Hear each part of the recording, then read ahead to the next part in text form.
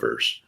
Steve, quite frequently you'll hear people say, well, you're saying that God created the universe, but who made God?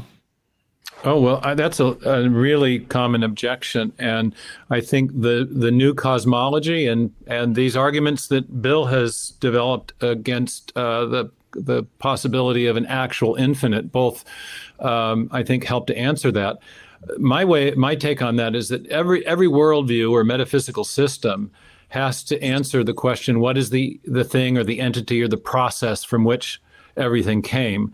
Worldview writers call that the prime reality question. Philosophers call that the question of ontology. What is the ground of all being? Every system has to have essentially an uncaused cause. Materialism has affirmed the eternality of matter, that matter and energy are eternal and self-existent. Theism says no, a personal God is eternal and self-existent. Both systems have a prime reality that they affirm. The question is, which of those two postulates as to the ground of all being provides a better explanation of the data that we have about the natural world?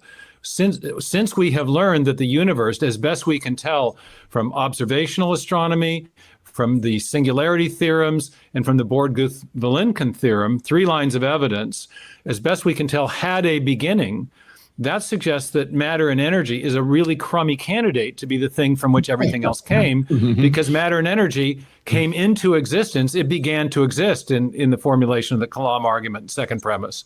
And so of those two possible prime realities, the personal God of theism is a much better candidate to provide the basis of all reality, to be the thing from which everything else came.